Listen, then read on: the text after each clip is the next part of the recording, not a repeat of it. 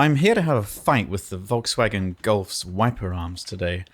I needed to replace the wiper blades on this car. Not something on its own that I would make a video about, honestly.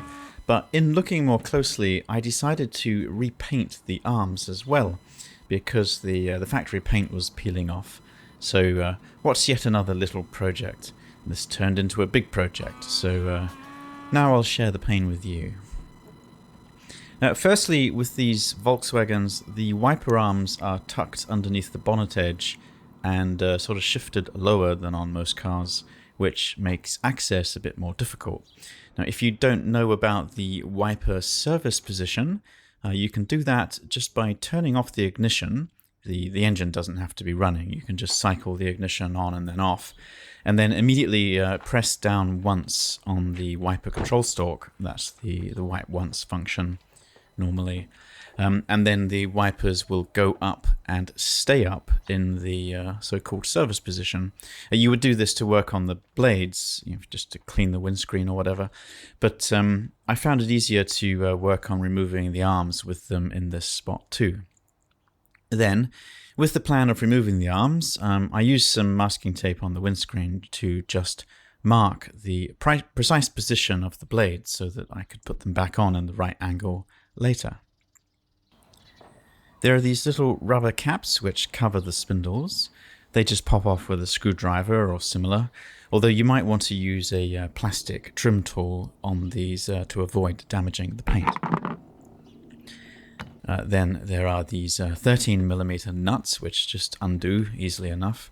You might need to hold the wiper arm to stop the linkage turning the motor. Anyway, all easy so far. Now, sometimes wiper arms will just pop off. On my Ford, I was always able to just sort of punch them a few times and they would release. By pressing in at the spring joint here, you can often break them loose because doing so flexes the angle at the spindle joint, but no joy here. So if they're stuck, you can move on to some of the various tricks. The problem is that the joint is a tapered spindle with splines, which is steel with the nut thread at the top. But the wiper arm itself is a aluminium casting, and I think that you get galvanic corrosion between the two dissimilar metals combined with the wedged press fit of the taper. So one way to try to force the two apart is to put the nut loosely back on to give yourself a bit more of a working surface and to protect the spindle threads. And then use a pair of vice grips that will fit. You put one jaw on the top of the nut and the other on the bottom of the arm body. And I did it as tight as I could.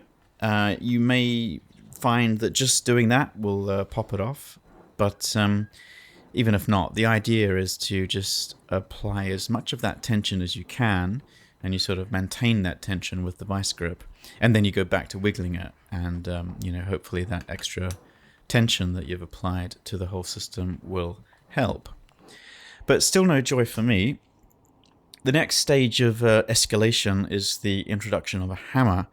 Now beware, the challenge with this is applying sufficient violence to the problem part without smashing your windscreen, which is obviously just millimeters away. And you could crack the glass not just by smacking it with a hammer, but by applying any sort of force to it at all. So you have to be really careful to avoid that. You see here I'm using this screwdriver to try to sort of lever up the arm. But you see I'm putting the tip on the plastic as far away from the glass as I can. It would definitely be a mistake to go levering like this on the glass. And I'm also using a towel just for that little extra bit of protection in case I slip. And then I'm smacking the spindle directly with the hammer. The idea being that the shock of this will sort of knock or vibrate it loose while I'm applying that reverse tension on the arm with the lever. It didn't work though. You can see that what's happening is, even with the screwdriver, there's too much flex in the linkage under the cowling. Every time the hammer strikes it, it just moves the whole assembly, and the vibration just doesn't seem to be doing anything. So before I broke something, it was time to concede defeat and resort to a proper tool. And that's what this is. I just bought the cheapest one that I could find that looked like it would fit. A lot of these tools will claim to work on all arms on all cars, but they simply won't fit some cars. The issue on this Volkswagen is that the arms are surrounded quite closely by the cowling molding, the plastic, so access really is an issue. This one does fit, with a bit of a fight, I have to say, but it does fit. And I was able to sort of line it all up just about right. The idea is that the central bit fits on the spindle, and the arms then hook onto the wiper arm body, and then you just screw it up, and it should just pull it off. Didn't work, of course. That plastic handle wasn't strong enough, and it just started turning on the threaded rod before I could get enough torque on it.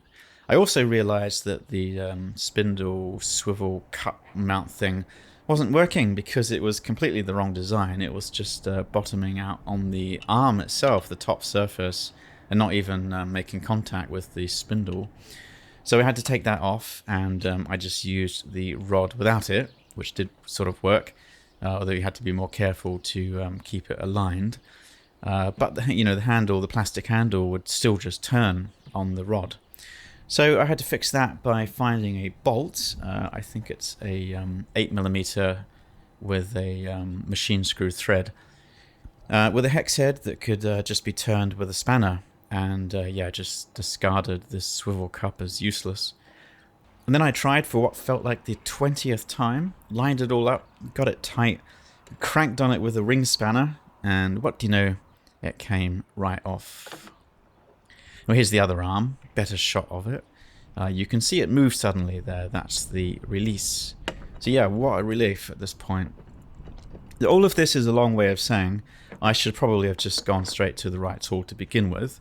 The $20 savings or whatever, not to mention the risk of damaging the windscreen glass. It's really just not worth the grief.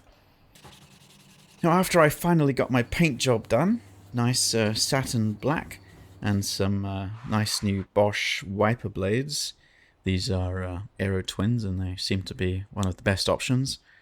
I could put the arms back on. This, of course, is much easier than taking them off. But some things to be aware of. I use some anti-seize on the spindle. You see not the nut threads, but the tapered spline bit. That's what's inclined to seize. So I think it's a good idea to use some on that. Then the arms just need lining back up on the correct spline position. I'm using that tape, of course, to get it right, but you also need to make sure that the wiper motor linkages are still at that Volkswagen service position. If you put them on like this and tighten them down, with them 90 degrees out of time, so to say, then nothing good is going to happen when you action them for the first time. So make sure that's right. And you need to sort of tighten the nut down by finger, but keep checking the position and reshift it on the spline if it turns out to be wrong. And once they were on loosely, but they weren't going to shift on the spline, then I lifted them back up so that there was no tension on the joints, because otherwise the spring in the arm is in tension. And then I torqued down the nut. Now, this is another issue with the tapered joint. If you over-tighten that nut, which would be easy to do, then you're going to jam it on too tightly again and have trouble getting it off next time.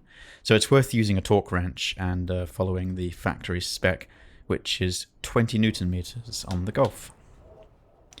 Then finally, another struggle project over and done with. Right, I hope that was helpful. Have fun.